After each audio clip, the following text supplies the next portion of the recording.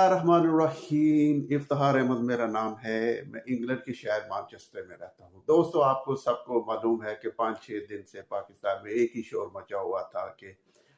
جو army chief ہے، جنہوں نے 3 سال کا اپنا ٹینر پورا کر لیا تھا، ابھی وہ دوبارہ ری اپوائنٹمنٹ ہونا چاہ رہے تھے، اور وہ یہ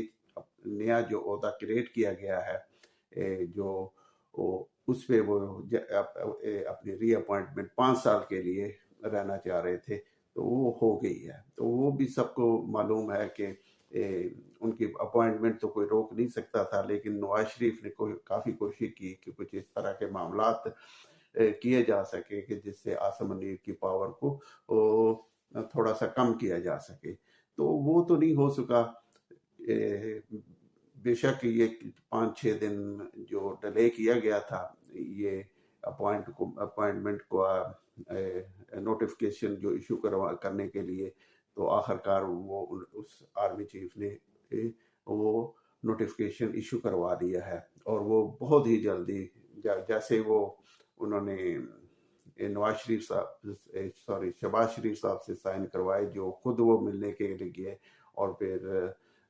بند کمرے میں یہ کہتے ہیں کہ 20 منٹ کی یہ میٹنگ ہوئی، اور پھر آپ کو پتہ ہے کہ جب بند کمرے میں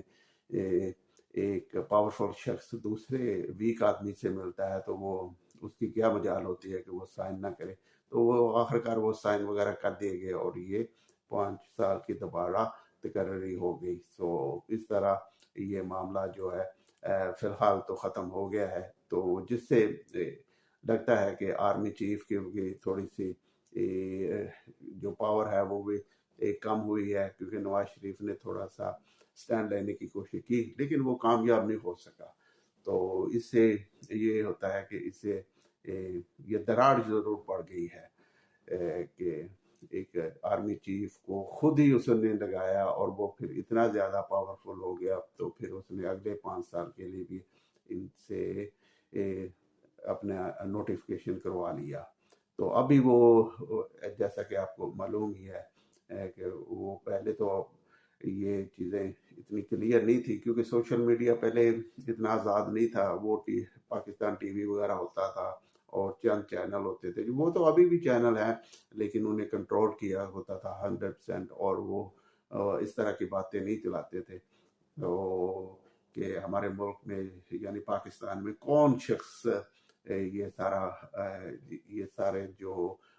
حکومت ہوتی ہے وہ اسے کون چلاتا ہے۔ ابھی تو سب واضح ہو گیا کہ